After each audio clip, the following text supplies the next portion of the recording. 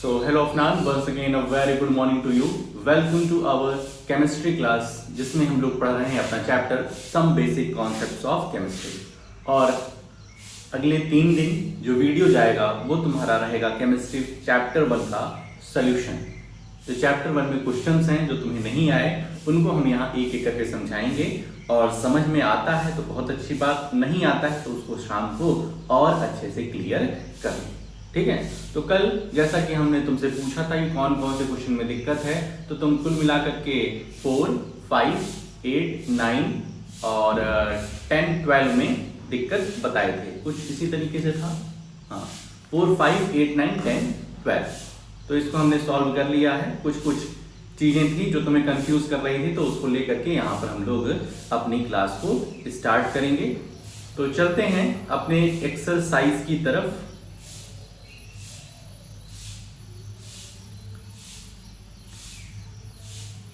Some basic concepts of chemistry, और सबसे पहले आता है हमारा 4th क्वेश्चन हमारे पास। ठीक है, क्वेश्चन नंबर 4 लिखा है, calculate the amount of carbon dioxide that would be produced when. अब अमाउंट ऑफ कार्बन डाइऑक्साइड कब प्रोड्यूस होती है, ये तुमसे पूछा जाए कार्बन डाइऑक्साइड प्रोड्यूस कब होती है, तो तुम कहोगे सर जब कार्बन का कंबशन होता है in the presence of oxygen. जब हम कार्बन को बर्न करते हैं in the presence of oxygen, तब कार्बन डाइऑक्साइड प्रोड्यूस होती है। तो सिंपल सा यहां पर 1.4 सिंपल सा जो इक्वेशन बनेगा वो बनेगा C plus O2 gives CO2 ना, एकदम बैलेंस है। ठीक है, रिएक्शन लिखने के बाद इसको बैलेंस करना जरूरी है। यहां से इस रिएक्शन से ये कंफर्म हो रहा है कि 1 mole of carbon 1 mole of dioxygen ये मिल करके क्या बना रहे हैं, 1 मोल ऑफ कार्बन डाइऑक्साइड। ध्यान रखना, इस रिएक्शन का मतलब है कि 1 mole of carbon 1 mole of dioxygen के साथ रिएक्ट करके मिल करके क्या बना रहा है, 1 मोल ऑफ कार्बन डाइऑक्साइड। ठीक, ये चीज समझ में आ गई। अब कह रहे हैं कि बताना है हमें कि कार्बन डाइऑक्साइड कितना प्रोड्यूस होगी यदि 1 mole of carbon is burned in air. ठीक है, हमको बताना है अमाउंट कार्बन डाइऑक्साइड का। तो 1 मोल ऑफ कार्बन यदि एयर में बर्न किया जा रहा है तो हमें कितनी कार्बन डाइऑक्साइड मिलेगी ये बताना है। चलते हैं, 1 मोल ऑफ कार्बन किसको रिप्रेजेंट कर रहा है, तो 1 मोल ऑफ कार्बन रिप्रेजेंट्स, चाहो तो इसके पहले जो लाइन हमने बोली है उसको लिख लो तो और अच्छे से चीजें समझ में आएंगी। वो क्या था कि 1 mole of carbon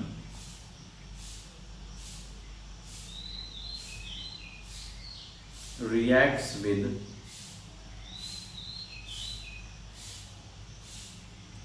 1 mole of dioxygen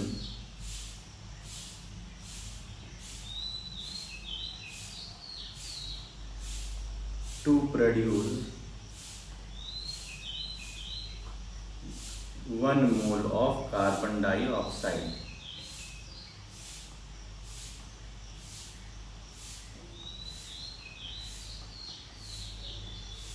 1 mole of carbon dioxide. ठीक,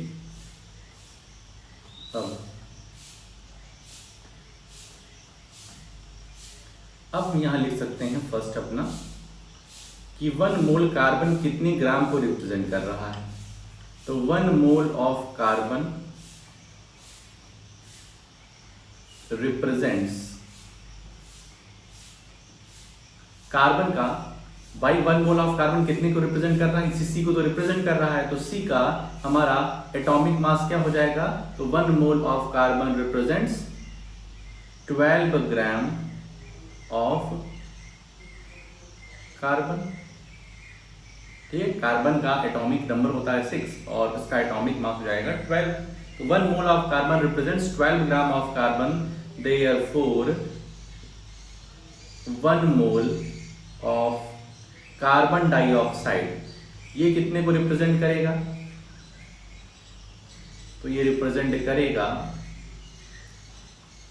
12 प्लस 2 टाइम्स ऑफ 16। ऑक्सीजन का 16 होता है, तो 12 प्लस 32 इज इक्वल्स टू 44 ग्राम। ठीक है, तो 1 मोल ऑफ कार्बन प्रोड्यूस कितना करेगा? 44 gram of carbon dioxide. Clear बात, समझ में आया? देखो सबसे पहले हमारे पास जो रिएक्शन लिखी थी, carbon plus oxygen gives carbon dioxide, तो इसका ये मतलब हुआ कि 1 mole of carbon 1 mole of dioxygen के साथ रिएक्ट होके 1 mole of carbon dioxide gas produce कर रहे हैं। तो 1 मोल कार्बन कितने ग्राम को रिप्रेजेंट करेगा? 12 ग्राम को रिप्रेजेंट करेगा। तो उसी तरीके से 1 मोल ऑफ कार्बन डाइऑक्साइड किसको रिप्रेजेंट करेगा? उसका पूरा मॉलिक्यूलर मास निकाल के रख दो, वही आ जाएगा। ठीक है, देयरफॉर यहां पे लिख देंगे लास्ट में। क्वेश्चन क्या था अपना? 1 mole of carbon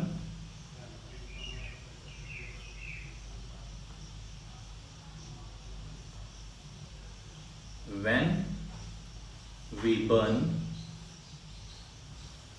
1 mole of carbon in air,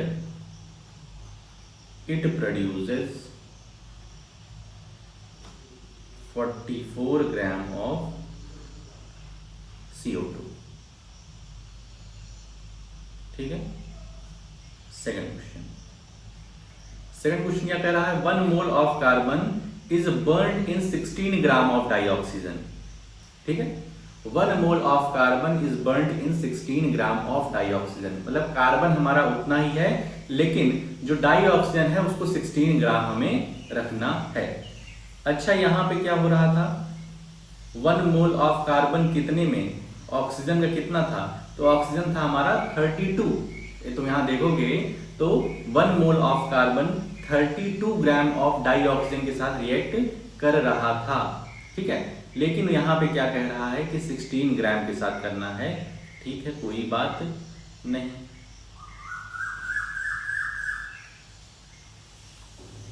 according to above condition,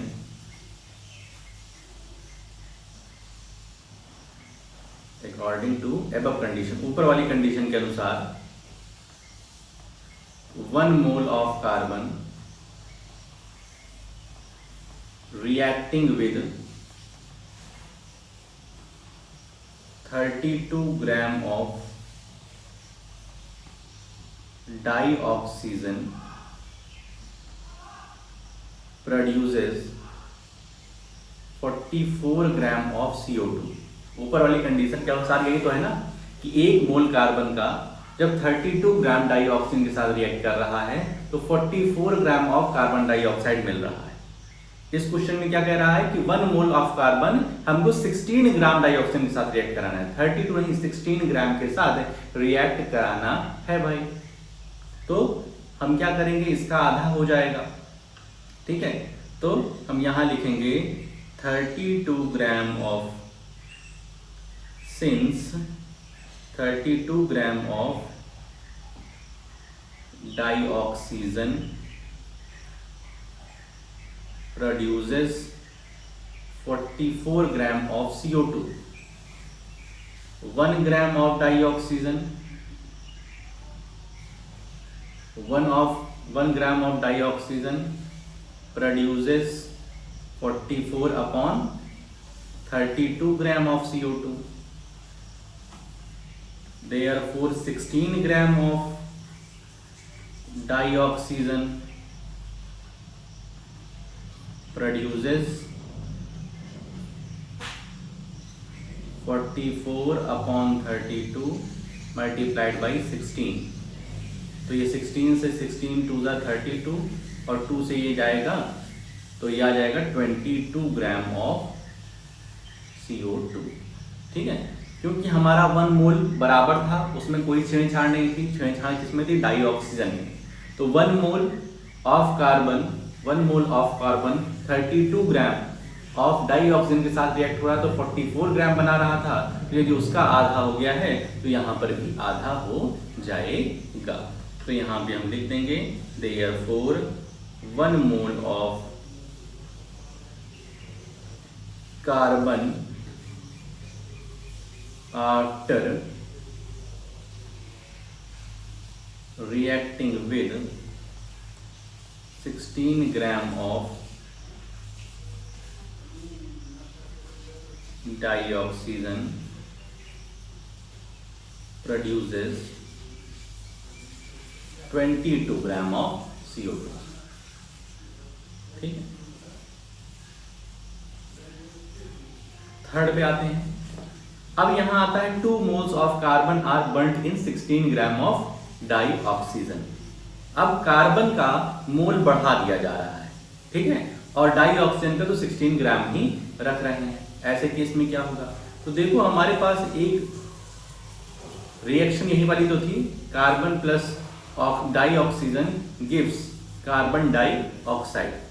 अब यहां इस रिएक्शन का क्या मतलब है, तुम्हें समझाया कि 1 mole of carbon when reacts with 1 mole of dioxygen produces 1 mole of carbon dioxide. यही समझाया ना।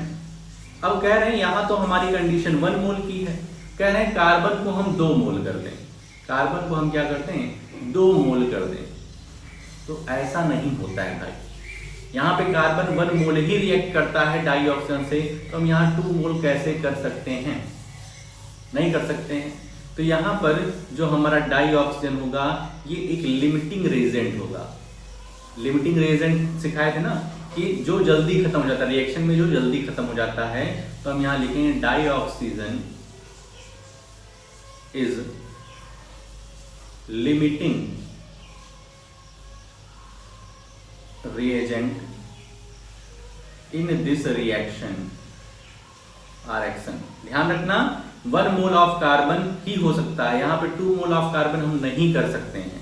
ठीक है, 2 मोल ऑफ कार्बन हम नहीं कर सकते हैं। 2 मोल ऑफ कार्बन के लिए पहले हमको 2 मोल ऑफ डाई ऑक्सीजन चाहिए होगा, तो ऐसा है नहीं। तो यहाँ पर 2 मोल ऑफ कार्बन नहीं हो सकता है। ठीक, 1 मोल ऑफ कार्बन है यहाँ पर, ये 0.5 हो सकता है, इसको कम हम कर सकते हैं। 0.5 mole of carbon reacts with 0.5 mole of dioxygen gives 0.5 mole of carbon dioxide. लेकिन कहो कि 1 मोल है, इसको हम 2 मोल कर दें तो बढ़ा नहीं सकते हैं, घटा सकते हैं। ठीक है, तो हम यहाँ क्या लिखेंगे? Dioxygen is limiting reagent in this reaction, therefore it produces only 22 gram of CO2 after reacting with 16 gram of dioxygen। ये वाला ऑक्सीजन वाला तो हमारा 16 ग्राम ही है। ठीक है, जैसा पहले वाले ये सेकंड वाले क्वेश्चन में था कि 16 ग्राम ऑफ डाई ऑक्सीजन के साथ रिएक्ट करा रहे थे 1 मोल ऑफ कार्बन। ठीक है, तो अब कार्बन को हम बढ़ा रहे हैं तो बढ़ेगा है ही नहीं, वो 1 मोल ही रहेगा। कम हो सकता है लेकिन ज्यादा नहीं हो सकता है, तो 1 मोल ही रहेगा। तो ये 2 मोल हो ही नहीं सकता है, कार्बन हमारा 2 मोल हो ही नहीं सकता है, वो 1 मोल ही रहेगा। ठीक है, तो 1 मोल ऑफ कार्बन जब dioxygen 16 gram of dioxygen के साथ रिएक्ट करेगा तो वही 22 ग्राम ऑफ CO2 बनाएगा। आई होप सो ये बात जो हमने कही है ये तुम्हें क्लियर हो गई होगी। आते हैं अपने अगले क्वेश्चन पे।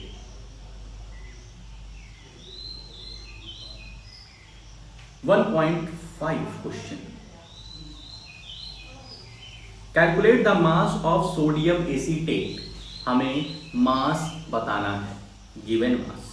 Calculate the mass of sodium acetate CH3COONA required to make 500 ml of 0.375 molar aqueous solution।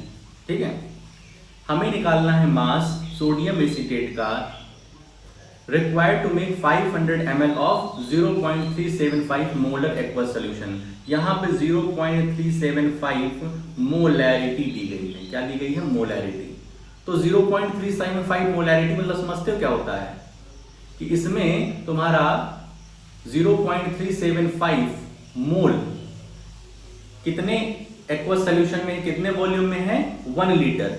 ठीक है, याद है ना मोलैरिटी का formula? Mole, number of mole of solute upon volume of solution in litre. तो 0.375 कैपिटल एम, मोलर का मतलब होता है कि 0.375 मोल ये कितने में कंसंट्रेटेड है? तो ये कंसंट्रेटेड है 1 लीटर में। तो यहां कह रहा है 500 ml, तो इसका हम आधा कर देंगे। ठीक है, उसके बाद molar mass of sodium acetate ये भी दिया गया है और हमें बस वही गिवन मास निकालना है। आओ चलते हैं। ठीक है, 0.375 मोलर एक्वस सोल्यूशन समझ में आ रहा है? मोलर एक्वस सोल्यूशन मतलब मोलैरिटी होता है। ठीक है, 1.5।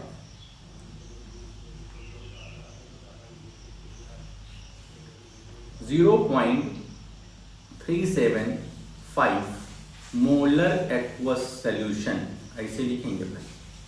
0.375 मोलर एक्वस सोल्यूशन रिप्रेजेंट्स, क्या रिप्रेजेंट करता है? कि ये है 0.375 मोल अपॉन 1 लीटर। ठीक है, अपॉन 1 लीटर। लेकिन यहां पे क्या कह रहा है कि हमें 500 ml चाहिए। 500 ml मतलब इसका आधा। ठीक है, तो 0.375 molar aqueous solution in 500 ml means जो नंबर ऑफ मोल्स हमारा है वो क्या हो जाएगा? 0.375 अपॉन 2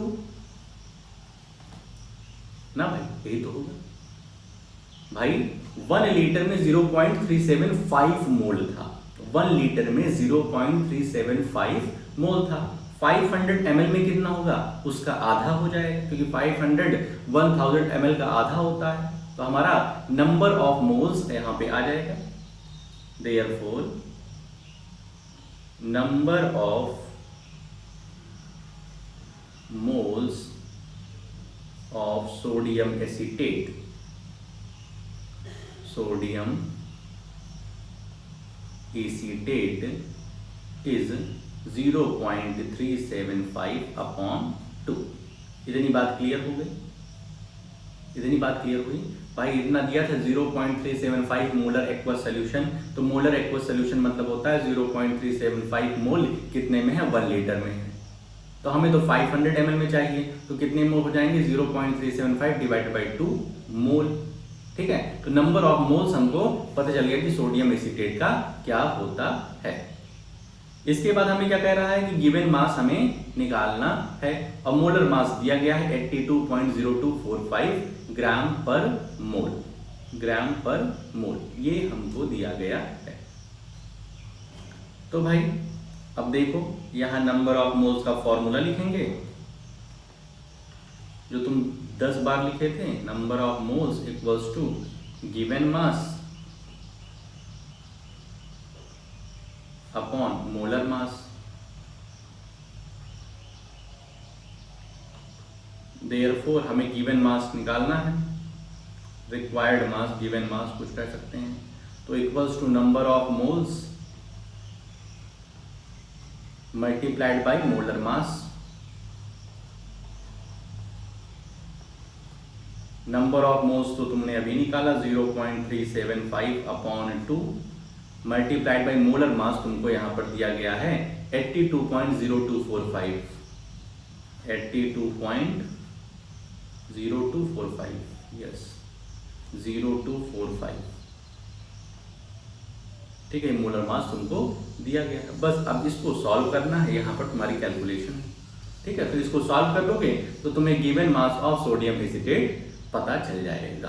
ठीक है, इसमें देखो मोलर मास तुम्हें निकालने की आवश्यकता नहीं पड़ी, मोलर मास डायरेक्ट दिया हुआ था। तो क्या मतलब मेहनत करने से,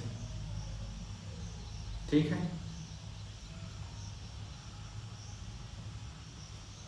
तो इस तरीके से 1.5 हो गए। आगे चलते हैं।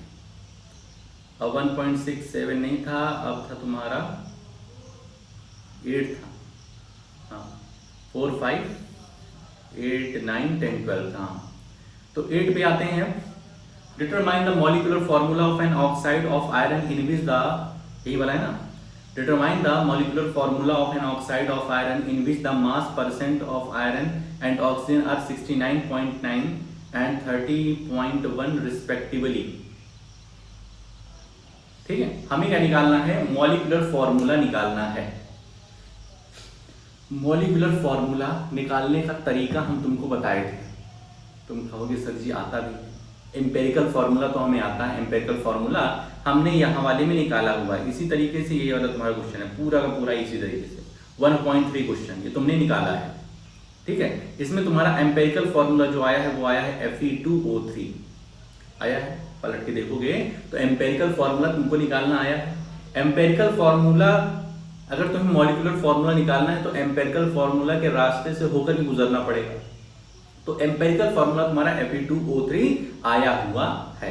तो हम एम्पेरिकल फार्मूला तुमको नहीं सिखाने वाले हैं, वो तुम्हें ऑलरेडी आ रहा है। अब सीधे हम आते हैं कि एम्पेरिकल फार्मूला से मॉलिक्यूलर फार्मूला तक कैसे पहुंचते हैं। ठीक है, कैसे पहुंचते हैं,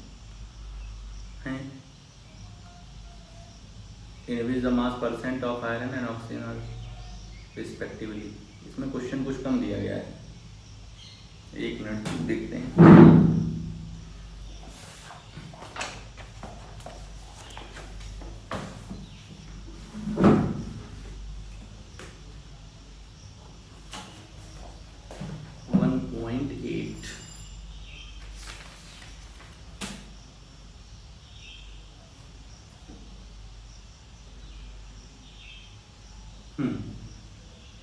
ठीक है, तो हाँ ठीक है, क्वेश्चन ठीक है।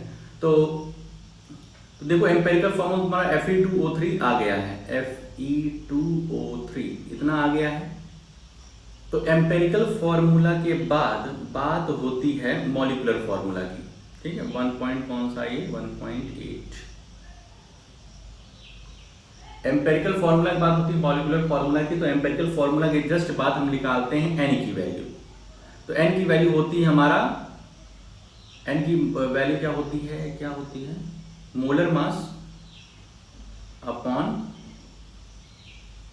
Upon empirical formula mass, molar mass upon empirical formula mass, ठीक है। अब मोलर मास अगर तुम निकालोगे, मोलर मास किसका निकालना है तुम्हें, Fe2O3 का, ठीक है। Fe2O3 का कौन सा formula, molar mass.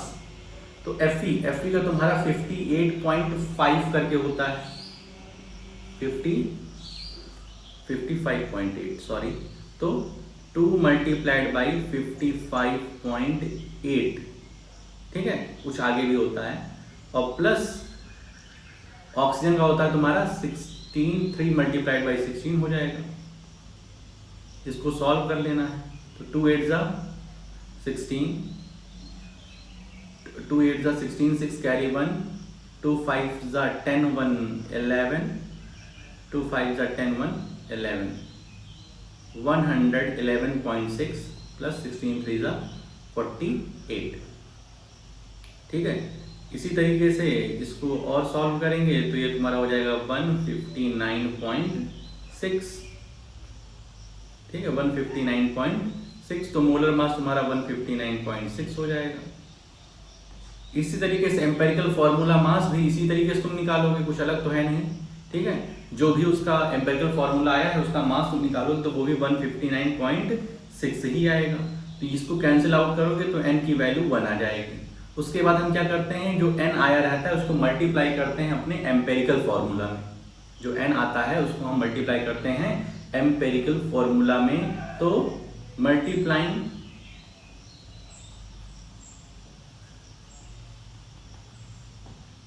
n into empirical formula,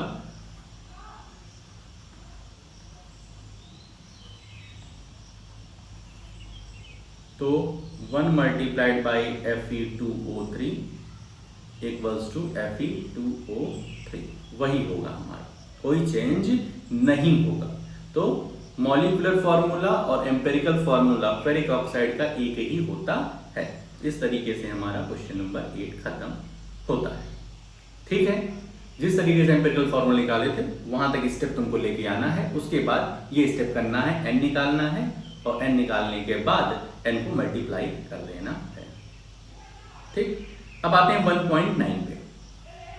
1.9 calculate the atomic mass, average atomic mass हमें निकालना है। मतलब जैसे तुम्हें बताया था ना, आइसोटोप्स होते हैं जिनके एटॉमिक नंबर तो सेम होते हैं लेकिन एटॉमिक मास डिफरेंट होते हैं। जैसे यहाँ पर जो क्लोरीन 35 है, इसका नेचुरल अबेंडेंस है 75.77 और मोलर मास होता है 34.9689 और क्लोरीन 37 का नेचुरल अबेंडेंस होता है 24.23 और मोलर मास होता है 36.9659। कैंसिल करने के बावजूद 1 मिनट के लिए